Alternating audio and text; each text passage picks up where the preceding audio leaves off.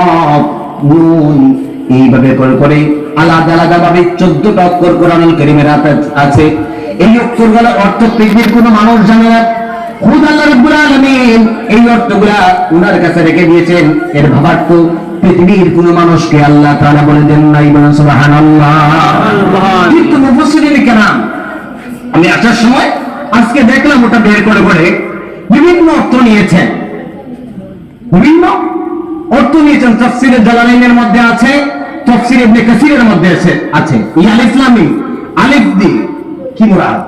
আলিফ দিয়ে আল্লাহ, আলিফ দিয়ে আনা, আলিফ দিয়ে আনা, লাম দিয়ে আল্লাহ, মিম দিয়ে মুহাম্মদ, মিম দিয়ে মুহাম্মদ। আমার বন্ধুগণ এইভাবে আরো অর্থ আছে। আলিফ গোলার কোন জায়গা থেকে শুরু হয়? ওই জায়গা থেকে শুরু হয়। লাম মুখের ঠিক মিডিল থেকে, মিম জবানের আপনার টুক থেকে, অর্থাৎ মুখের শেষ সীমানা। মিম শুরু এখান থেকে, শেষ ওই কান থেকে, অর্থাৎ এর মধ্য থেকেই আল্লাহ সমস্ত বাণী উচ্চারিত হয়। বিভিন্ন অর্থ এর মধ্যে নিহিত হয়েছে, কিন্তু এটা মূল অর্থ একমাত্র জানেন কে? আল্লাহু আ'লাম। একমাত্র আল্লাহই জানেন, বলেন সুবহানাল্লাহ। আমার বন্ধুগণ আলিফ লাম মিম বলার পরে রব্বুল আলামিন বললেন যালিকাল কিতাবু লা রাইবা ফীহি। আল্লাহ বলছেন এই কিতাবের মধ্যে কি নাই, কোনো সন্দেহ নাই, শক নাই, কোনো আপনার কোনো সন্দেহ নাই, বলেন সুবহানাল্লাহ। কোন কিতাবের ভিতরে? এই কোরআনের ভিতরে আল্লাহ বলছেন কি নাই, কোনো শক নাই, কোনো সন্দেহ নাই। আমার বন্ধুগণ জেনারেল লেডুকা নামে একজন ইউরোপিয়ান সাহিত্যিক, প্রচন্ড ইসলাম বিদ্বেষী মহিলা ছিল, যে নাকি আল্লাহর কোরআনের মধ্যে ভুল ধরতে চাইল। ইসলামের মুসলমানদের নাম শোনা মাত্র ওই মহিলার গায়ে জ্বলাপড়া শুরু হয়ে যায়। কি শুরু হয়ে যায়? জ্বলাপড়া শুরু হয়ে যায়। জেনারেল লেডুকা, ওই জেনারেল লেডুকা যখন মুসলমানদের ধর্মগ্রন্থের মধ্যে ভুল ধরতে চেষ্টা করল, তার দৃষ্টিগোচর হল যালিকাল কিতাবু লা রাইবা ফীহি। এই কিতাবের মধ্যে কোনো ভুল নাই, সন্দেহ নাই। যখন রিসার্চ করতে শুরু করলো, ডেন্ডেলুডুকা ওই কোরআনের আয়াতগুলো দেখি মাশাআল্লাহ, মুরব্বি চলে যাচ্ছেন মাশাআল্লাহ, একজন 100 টাকা দান করেছেন মাশাআল্লাহ। আমি সেই দিকে যাবো ইনশাআল্লাহ। আসলে একজন মুরব্বী 100 টাকা দান করেছেন, আল্লাহ রাব্বুল আলামিন ওনার দানকে যেন কবুল করেন, সবাই বলেন আমিন। আমিন। আমার বন্ধুগণ আমি ওই দিকে যাবো ইনশাআল্লাহ। একটু সংক্ষিপ্ত আলোচনা করতেছি, যেহেতু সময়ের প্রতি টার্গেট করে আলোচনা করতে হচ্ছে। তো বলতেছিলাম জেনারেল মুসলমান হয়ে গেলে, বলেন সুবহানাল্লাহ। এই কিতাবের মধ্যে কোনো সন্দেহ আছে?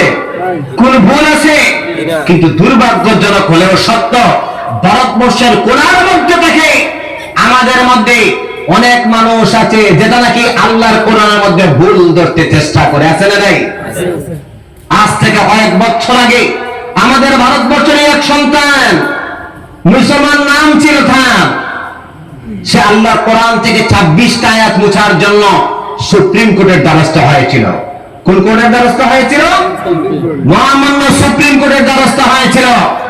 সুপ্রিম কোর্ট তার দাবি খারিজ করে দিয়েছেন। সে ধর্ম পরিবর্তন করল। হে আমার এই অঞ্চলের মুসলমান, সেই সময় সমস্ত ভারতবর্ষের মধ্যে ওই 26টা আয়াত মোছার জন্য যখন সে সুপ্রিম কোর্টের দ্বারস্থ হয়েছিল, সমস্ত ভারতবর্ষে একটা আলোড়ন সৃষ্টি হয়েছিল। কথা বলেন ঠিক কিনা? সে ধর্ম পরিবর্তন করলো। আজ ভারতবর্ষে মুসলমান বলেন, জেন্টাইমের হিন্দু সমাজ বলেন, খ্রিস্টান বলেন, বৌদ্ধ বলেন, জৈন বলেন, কোন ধর্মের মানুষ আজকে সেই মানুষটাকে স্মরণ করতেছে না। কথা বলেন ঠিক না বেটি? আজ ভারতের কোন মানুষ ওই মানুষটার কথা স্মরণ করতেছে না, মানুষ ভুলেই গেছে। কারণ কোরআনের যে ভুল ধরতে চেষ্টা করে, আল্লাহ তাকে মিশিয়ে দিয়ে মিটিয়ে দিন পৃথিবী থেকে। কথা বলে ঠিক না বেটি? আজ তার কথা শোনা যায়? শোনা যায় না। কয়েকদিন আগে কলকাতার একজন পাগল হয়েছিলেন, কোরআনের মধ্যে ভুল ধরেছিলেন। কথা বলে ঠিক না বেটি? কলকাতার একজন পাগল হয়েছিলেন, উনিও একদিন আস্তে আস্তে ওনার কথা মানুষ বলে যাবে। কথা বলে ঠিক না বেটি? কারণ এই কোরআন হেফাজতকারী কে? আল্লাহ। কোরআন হেফাজতকারী কে? আল্লাহ। একমাত্র আল্লাহ। বলেন সুবহানাল্লাহ। রব্বুল আলামিন বললেন এই কিতাবের মধ্যে কোনো সন্দেহ নাই। আল্লাযীনা ইউমিনুনা বিল গায়ব। এরপরে আল্লাহ মুমিনের সিফাত বর্ণনা করেন। মুমিন কারা? ঈমানদার কারা? তিনটা গুণ আল্লাহ এখানে বর্ণনা করলেন। কয়টা গুণ? আল্লাযীনা ইউমিনুনা বিল গায়ব। এক নাম্বার গুণ হচ্ছে যারা গায়বের প্রতি যারা বিশ্বাস স্থাপন করেছে। গায়ব অর্থাৎ কি? অদৃশ্য বিষয়ের উপর যারা বিশ্বাস স্থাপন করেছে। ওই অদৃশ্য বিষয় নিয়ে যদি এখানে আলোচনা করি লম্বা আলোচনা হবে। সংক্ষেপ করতেছি যেহেতু সময়ের প্রতি অসংখ্য আলোচনা হয়ে গেছে। বন্ধুগণ, গায়বের প্রতি যারা বিশ্বাস স্থাপন করবে, কিন্তু আজকে গায়বের প্রতি আমাদের বিশ্বাস আছে। কেমন গায়ব? মানুষ যায় বড় রাস্তার ধারে বইয়া আগ দেখে, আছে না নাই? আগ দেখে দেখিয়া এই তোমার সামনে তো বহুত বড় অ্যাক্সিডেন্ট আছে, তোমার ছেলে 3টা, তোমার মেয়ে 6টা, ভবিষ্যৎ হইব, আছে না নাই? তোমার বিয়া 3 হাত, আর এমনিও তার বিয়া হইতেছে না করে, আছে না নাই? নাই, ভবিষ্যৎ বলে দে। আজকে গায়বের প্রতি আমাদের এত আকিদ, এত বিশ্বাস। আলিম উলামা বলতেছেন সূরাতুল ফাতিহার আরেক নাম হচ্ছে সূরাতুল শিফা। হুজুর রাসূল বলেছেন এই সূরা পড়ে যদি কোনো মানুষ ফু দেয়, জল পান করে বিমার থেকে মুক্ত হয়, আল্লাহ বিমার থেকে শিফা দেন, আছে না নাই? মানুষ বিশ্বাস করবেন না, কিন্তু মোবাইলে যদি অ্যালার্ট আসে আগামী 2.5 ঘন্টার ভিতরে প্রচন্ড বজ্রপাত হতে পারে করিমগঞ্জ ডিস্ট্রিক্টে, মোবাইলে যদি মেসেজ যায় মোটামুটি সারা বিশ্বাস হয়ে যায়, আছে না নাই? কথা বল না কেন, আছে না নাই? আগামীকালকে ভূমিকম্প হইবার সম্ভাবনা আছে, আছে না নাই?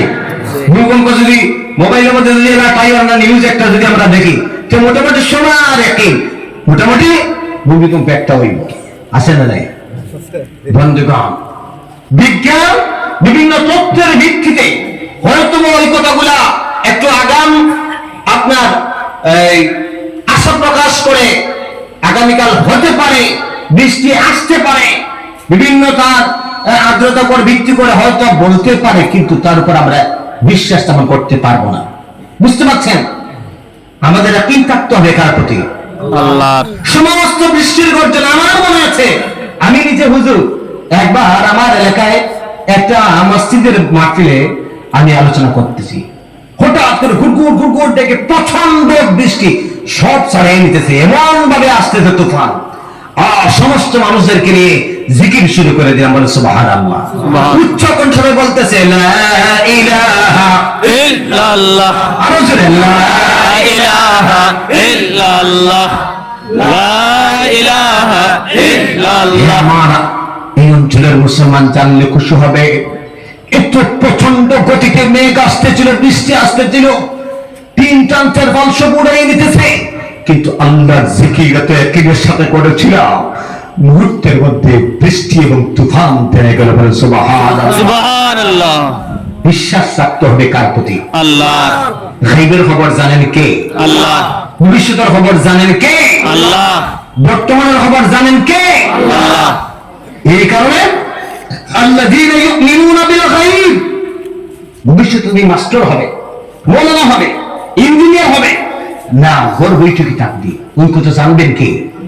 জানেন কে? সমস্ত কিছু একই রাখতে হবে কার প্রতি? জ্বর হয়েছে, আপনি ট্যাবলেট খাইলেন, ঔষধ খাইলেন, এই ট্যাবলেটের দ্বারা জ্বর যদি কমবে, একই যদি আমার চলে আসে, আমার বিশ্বাস দুই চলে আসে, আমার একইর মধ্যে গন্ডগোল আছে না নাই? আছে না নাই? বিশ্বাস রাখতে হবে, হ্যাঁ ঔষধ অবশ্যই সুন্নাত খাবো, কিন্তু আমার অসুস্থতাকে শিফা দিয়েছেন কে? আল্লাহ। ইয়াকিন রাখতে হবে কার প্রতি? আল্লাহর প্রতি। কার প্রতি? আল্লাহ। কিন্তু আমরা ইয়াকিন হন, যখন মার অসুস্থ, ক্যান্সার হয়েছে, বাবার ক্যান্সার হয়েছে, ঠাস করে দৌড়িয়া কোথায়? শিলচর হসপিটাল। যখন যদি যান মসজিদের ইমাম সাহেবের কাছে, না হুজুরের কাছে, হুজুর কইলেন এক কাজ করো বা, 1 গ্লাস পানি নিয়ে আসেন, আমি পড়িয়া ফু দেই, ইনশাআল্লাহ আল্লাহ শিফা দিবা। সারাই কইবা মনে হয় আমরা হুজুরের মাথা ধুইলাম নাকি, তা কথা কইলে না, আছে না বিচার? আমার মা খারাপ পাইবে না, মানে একটা বাস্তবিক আমার কাছে যদি আমি যদি হই পেট বেদনা হইছে, ফুটফুটি খাইতেছে, জ্বর হইছে, এক কাজ করেন, একটু তেল পড়া দিই, পানি পড়া দিই, ইনশাআল্লাহ আল্লাহ শিফা দিবা। এইবার যদি আমি কই, মানুষে মনে করবো হুজুরের মোটামুটি মনে হয় ধরি না, আর দেখান গেছি গা চূড়া বাকি বেশি, এগুলো শেষ নাই ওকে বেশি কথা কই না, ঠিক না বেটি? ঠিক। জ্বর হইছে, আবার ওষুধ না দিলে বেকার কমবো নি, কথা কই না, ঠিক না বেটি? ইয়াকিন কোথায়? আল্লাযীনা ইউমিনুনা বিল গায়ব। কোথায় আপনার ইয়াকিন? বাস্তবতার উপর আমাদের ইয়াকিন চলে আসছে, বাস্তবতার উপর আমার ইয়াকিন চলে আসছে। আমার রিজিকের মালিক কে? আল্লাহ। হায়াতের মালিক কে? মৌতের মালিক কে? আল্লাহ। বলছি আল্লাহ। আল্লাযীনা ইউমিনুনা বিল গায়ব, গায়বের প্রতি আপনার ইয়াকিন এনেছেন, মৌতের মালিক আল্লাহ। কিন্তু এই যে কারেন্ট চলতেছে, এখানে কারেন্টে হাত দিলে মানুষ বাঁচবে না মরবে? জোরে বলেন, বাঁচবে না মরবে? মরবে। আপনি বলে ভাই এখানে কারেন্টে হাত দিয়ে দিবেন নাকি? না, মরে যাব। এই যে পুকুর, পুকুরে পড়ে মানুষ বাঁচবে না মরবে? সাঁতার না জানলে ওখানে তো মরে যাবে, কথা বলেন ঠিক না বেজি? ঠিক। কিন্তু আমাদের এখানে পুকুরে পড়ে যান, পড়বেন নাকি? না, মরে যাব। কিন্তু আমার বন্ধুগণ, কারেন্টের কোনো ক্ষমতা আছে মারা? কারেন্টে হাত দিয়ে দিয়ে মানুষ কাজ করতেছে, এমন লোক আছে না নাই? তারা বাসে আছে না নাই? কারেন্টটা ধরছে, এরপর হসপিটালে গেছে মানুষ আছে না নাই? আছে না নাই? মরছে, এমন লোকও আছে। কিন্তু আমরা দৃশ্যমান, এটা এখানে হাত দিলে মানুষ পড়ে যায়। দৃশ্যমান থাকার কারণে অদৃশ্যমান আল্লাহই মানব, ওইটার প্রতি ইয়াকিন দুর্বল। বুঝাইতে পারতেছেন? দৃশ্যমান আগুনে হাত জ্বালাইয়া দেয়, এটা দৃশ্যমান থাকার কারণে অদৃশ্য